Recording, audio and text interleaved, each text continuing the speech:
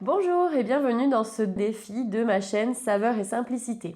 Alors cette semaine, nous allons réaliser une recette de spaghetti bolognaise. Alors oui, c'est une recette facile, c'est une recette que peut-être vous connaissez déjà, mais on a envie aujourd'hui de réaliser cette recette avec des légumes, pour faire manger des légumes aux enfants.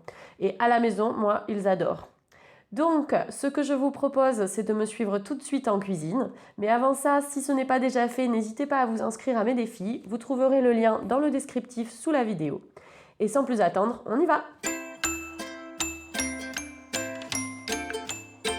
Pour cette recette, il vous faut un oignon, une ou deux gousses d'ail, des légumes. Alors moi je mets environ 400 g de carottes et 400 g de courgettes. Je choisis pour cette recette des légumes surgelés. Comme ça je peux la faire vraiment toute l'année. En plus c'est rapide, j'ai pas besoin de faire de la pré-cuisson des légumes, donc c'est parfait. Et ensuite je rajoute des brocolis, donc là je mets environ 250-300 g de brocolis. Et après je fais 800 g de viande. Du coup ça va me permettre de faire suffisamment pour 2 plats. Ensuite, je pourrais recongeler si je le souhaite ma sauce tomate ou vous faire des lasagnes et les congeler, etc. Puisque une fois que ma viande et mes légumes auront cuit, je peux très bien les remettre au congélateur après cuisson. Ensuite, je vais avoir besoin d'huile d'olive, de tomates pelées, idéalement même des tomates concassées. Comme ça, j'ai pas besoin de les redécouper. Et d'épices. Alors pour cette recette, j'ai choisi 4 épices et j'ai choisi du piment doux. Vous pouvez très bien choisir d'autres épices, faire avec celles que vous avez dans votre placard. C'est vraiment à votre guise. Et également rajouter des herbes séchées ou des herbes fraîches. Pour commencer, dans une casserole, alors une poêle, moi je prends entre poêle et casserole, on fait tout, c'est l'idéal. Parce qu'on va quand même en faire une certaine quantité pour en avoir suffisamment. On va faire chauffer l'huile d'olive. Environ 1 à 2 cuillères à soupe d'huile d'olive. Je recouvre à peu près le fond de la poêle pour que mes condiments puissent baigner dedans. Je vais ensuite préparer mon oignon. Je coupe les deux extrémités et j'enlève toutes les épaisseurs qui sont sèches et éventuellement ce qui est abîmé si votre oignon est un peu abîmé, ce qui n'est pas le cas du mien. J'ai choisi un gros oignon pour la quantité de légumes et de viande que je fais, mais vous pouvez très bien en prendre un plus petit, voire ne pas mettre d'oignon si vous n'aimez pas ça. Je coupe mon oignon en deux. Moi j'aime bien enlever le germe de l'oignon comme je fais avec le germe de l'ail.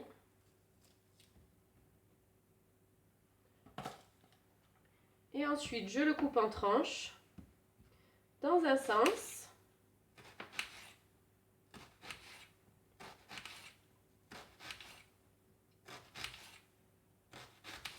Toujours en le retournant pour couper au mieux l'autre moitié.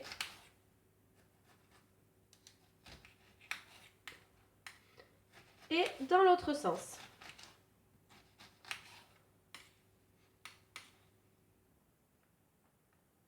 Je fais la même chose pour l'autre moitié de l'oignon, l'autre demi-oignon.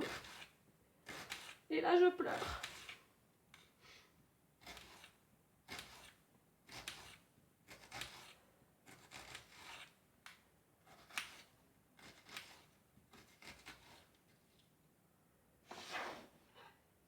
Et je mets tout ça dans mon huile chaude.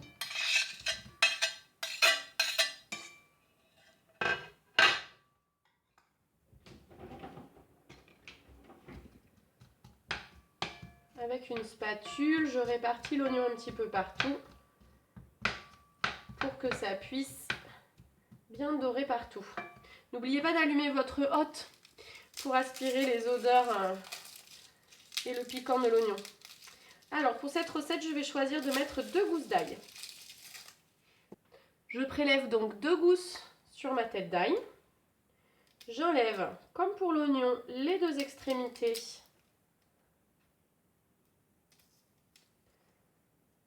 ainsi que toute la peau sèche sur le dessus. Je coupe en deux et j'enlève le germe qui n'est pas très digeste. Je fais la même chose pour l'autre gousse.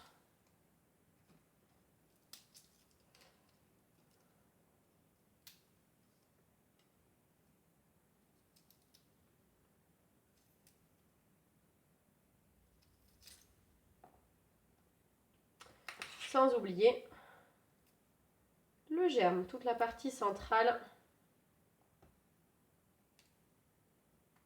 qui n'a ni la même couleur ni la même consistance. Je peux soit le couper en petits morceaux, le hacher si vous avez un hachoir. Moi c'est vrai que j'aime bien utiliser le presse-ail, comme ça c'est rapide. Et je l'ajoute à mon oignon dans la poêle. Alors ce qui est bien avec cette recette, c'est qu'il n'y a presque rien à faire, puisque là on a fait toute la cuisine qu'on allait faire, à savoir couper l'ail et l'oignon.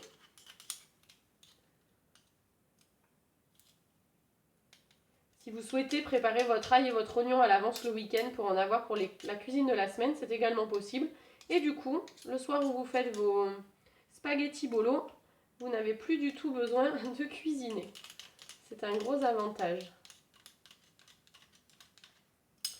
Je vais maintenant laisser mon ail et mon oignon revenir dans ma poêle, jusqu'à ce que ça dore un peu et que ça colore un petit peu. Vous pouvez compter environ 2-3 minutes, jusqu'à 5 minutes maximum, en fonction de la puissance de votre feu. Vous pouvez le laisser à feu moyen, hein, ça suffit. Pendant ces 2-3 minutes, je vous invite à déjà nettoyer votre plan de travail de tout ce dont vous n'aurez plus besoin. Vous pouvez même faire votre petite vaisselle. Voilà, il commence à fondre un petit peu. Vous pouvez les laisser un peu plus si vous le souhaitez. Moi, je vais mettre ma viande, parce qu'elle prend un petit peu de temps aussi à décongeler. Donc, je la mets directement. 800 g de viande hachée surgelée dans mon grand faitout. Alors ça remplit le faitout pour moi, mais vous allez voir que ça va bien réduire, donc ce n'est pas un problème. Et là je le laisse tel que avec l'oignon dessous qui finit de revenir. La cuisson de la viande va prendre une dizaine de minutes. Donc ce que je vais faire, c'est que je vais vous montrer toutes les 2-3 minutes comment ça évolue, et vous pourrez mettre pause sur la vidéo. Pendant que ça cuit, du coup, vous pouvez très bien aller faire autre chose, mettre la table, aller jouer avec les enfants. Pensez à revenir de temps en temps pour mélanger votre viande afin que tout cuise de manière uniforme. C'est vraiment un plat qui demande très peu de préparation, qui demande juste un petit peu de temps de cuisson. Donc ça vous laisse largement le temps de faire autre chose. Et n'hésitez pas à mettre le feu sur voilà, un feu moyen fort. Allez, on revient, on remue un peu. Ça commence à bien cuire sur le dessous. Et quelques minutes plus tard, je reviens mélanger et vous voyez que c'est déjà presque cuit dessous. Donc l'idée c'est que toute la viande, ou presque, commence à être cuite avant de pouvoir rajouter les légumes et la sauce et de laisser mijoter. Donc je lui donne encore 5 minutes de oui, même pas, 2-3 minutes de plus. Et on y revient pour la dernière fois. Et voilà, ma viande est quasiment cuite. Alors si vous voyez que ça ne cuit pas assez vite, n'hésitez pas à monter un petit peu le feu, hein. C'est que votre feu n'est pas assez fort. Donc maintenant que la viande est cuite ou presque, elle finira de cuire de toute façon dans la sauce. Je vais rajouter mes légumes. Donc je vais les mettre par-dessus, mes légumes surgelés, donc mes carottes, mes courgettes. Vous voyez ce que je mets à peu près, hein. Je mets bien autant de légumes que de viande. Moi j'aime bien quand il y a pas mal de légumes. Hop.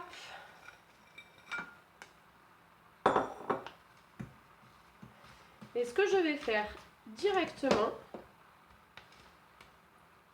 c'est que je vais mettre ma sauce tomate. Voilà, mon feu je le veux pas trop fort cette fois-ci, donc si vous l'avez monté un peu, vous pouvez baisser. Donc la sauce tomate, j'en mets 2 fois 400 g à peu près. Et ce que je fais, c'est que pour bien récupérer toute la tomate de la conserve, je mets un peu d'eau au fond et je nettoie tout, ce qui va permettre de bien arroser aussi ma préparation, ma bolognaise. Je fais la même chose pour les deux.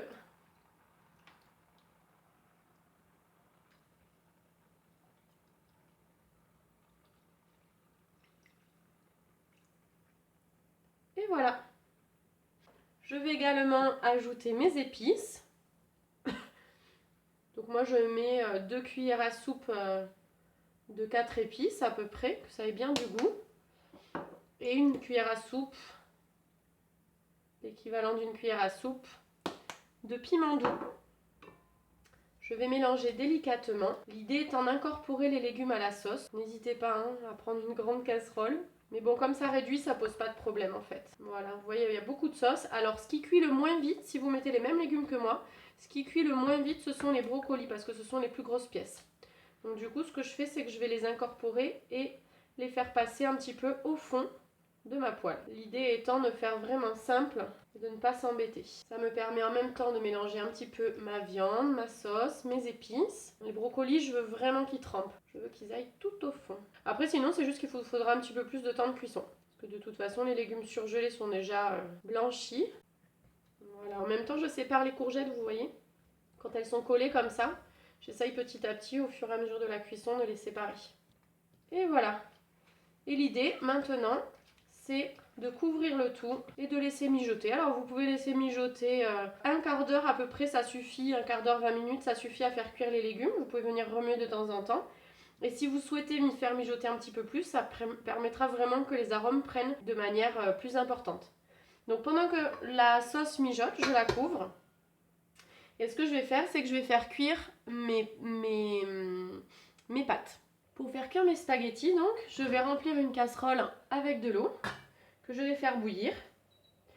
Je regarde le temps de cuisson sur mes paquets de pâtes. Alors moi, c'est 8-9 minutes.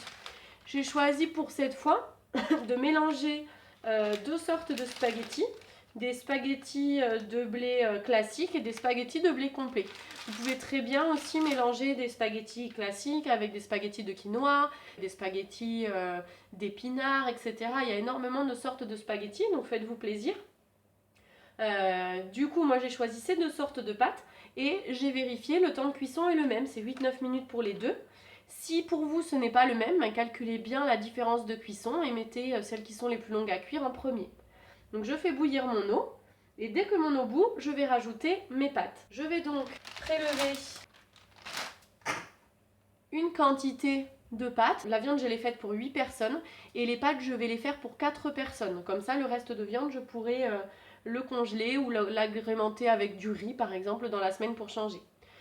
Si vous souhaitez, vous pouvez bien sûr faire cuire les pâtes pour 8 personnes et vous avez les 2 plats qui sont prêts pour la semaine à l'avance. Donc pour 4 personnes, je vais faire environ 2 fois 200 g de pâtes. Je vais compter à peu près 100 g par personne. Donc ça donne ça, 2 mains à peu près, vous voyez, bien fermées. Et je vais les rajouter dans mon eau bouillante. Alors, pour faire cuire les spaghettis, vous avez 2 solutions. La première, vous pouvez mettre les spaghettis comme ça dans votre casserole. Et ensuite, dès que ça commence à fondre un petit peu, les presser vers le fond afin que la totalité du spaghetti soit immergée. Voilà, vous voyez, ça donne à peu près ça. Petit à petit, je pousse et je m'arrange pour que les spaghettis qui s'assouplissent finissent par rentrer dans ma casserole. Ça permet d'avoir des spaghettis entiers et de ne pas les couper. Voilà, c'est surtout pour ceux qui aiment les longs spaghettis. L'autre solution que j'utilise en général le plus souvent, c'est de prendre vos spaghettis aux 2 extrémités, au-dessus de votre casserole, de les couper et de les faire tomber. Alors moi je tourne bien la main, c'est pour éviter que les spaghettis soient collés entre eux. Ça permet de mieux les répartir dans la casserole. N'oubliez surtout pas de mettre votre compte minutes. Donc moi je le mets à 8-9 minutes. J'aime bien les pâtes al dente, donc je vais le mettre à 8 minutes. Pendant ce temps-là, je peux mélanger un petit peu ma sauce, qui vous voyez a déjà commencé à réduire, à bien s'imprégner. Et je laisse cuire pendant le temps de cuisson des pâtes. N'hésitez pas à chaque fois que vous y revenez à regarder, à bien pousser les légumes qui sont encore surgelés, à bien les pousser au fond. Lorsque votre minuteur sonne, vérifiez la cuisson des pâtes, vous pouvez les goûter. Moi je vois qu'elles sont très bien. Il ne vous reste qu'à les égoutter dans une passoire au-dessus de l'évier. Vous pouvez avant cela remettre un petit coup de mélange dans votre bolognaise qui commence à être pas mal du tout. C'est juste les brocolis qui mettent toujours un petit peu plus de temps. Donc les plus gros sont pas tout à fait cuits, mais le reste est très bien. Alors de toute façon, ce qu'on va faire, c'est qu'on va pouvoir les découper les brocolis si on souhaite. Donc moi j'y vais avec un ciseau en général. Alors je vais égoutter les pâtes et je vais vous montrer comment je fais.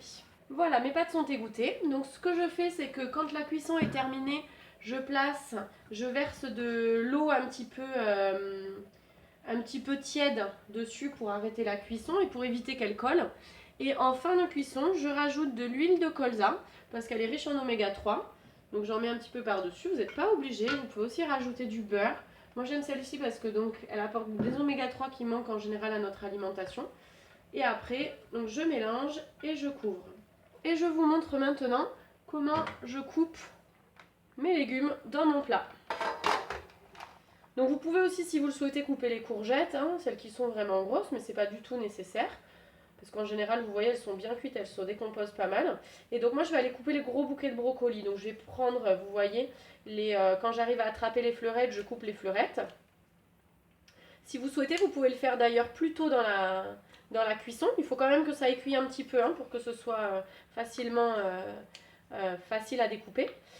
Et après, voilà, tout simplement, je les coupe en cubes et en morceaux afin que soit ça finisse de cuire, soit ce soit plus facile à répartir dans les assiettes, parce qu'en général les fleurettes surgelées sont assez grosses, surtout si vous envisagez de faire des lasagnes. Moi c'est la sauce que j'utilise pour faire des lasagnes. Je vous montrerai ça la semaine prochaine, dans le prochain défi. Voilà, et en remuant bien ma sauce, je vois si tout est bien cuit, je vois s'il me reste des gros bouts de brocoli, et je les coupe. Alors faites attention à votre casserole, n'allez pas couper directement dedans, c'est pour ça que je m'appuie toujours avec une cuillère en bois. Si vous préférez, vous pouvez bien sûr les sortir, les couper sur une planche à découper, mais moi je trouve que cette solution est très pratique, plus rapide. Et comme c'est chaud de toute façon, j'ai pas envie de me brûler. Et voilà. Ce que je vous suggère à cette étape, c'est de goûter la sauce pour vérifier l'assaisonnement et voir si ça vous convient. Alors même si les brocolis, par exemple, sont encore un petit peu durs, c'est pas grave du tout, ils peuvent être très bien mangés croquants. De toute façon, ils sont cuits, donc c'est le principal. Et si vous souhaitez prolonger la cuisson, vous pouvez. Donc voilà, là vous avez au moins 2 repas pour 4, voire un peu plus. Vous n'avez plus qu'à servir. Allez, notre goûteuse professionnelle. Ça a l'air trop bon.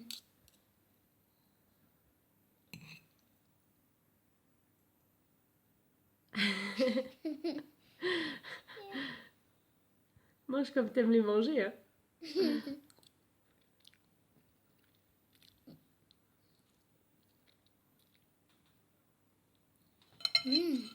C'est bon? Très. Est-ce que c'est bon les légumes? Oui. Oui, c'est bon les légumes. Même les courgettes. C'est vrai. Oui. Oh, trop bien! Alors, êtes-vous convaincu? Allez-vous mettre des légumes la prochaine fois dans votre bolognaise? J'espère que cette vidéo vous aura plu et que vos enfants auront aimé. N'hésitez pas à me laisser un commentaire en dessous de la vidéo ou directement sur mon blog. Et n'oubliez pas d'aller voir sur le blog où vous aurez beaucoup plus d'informations.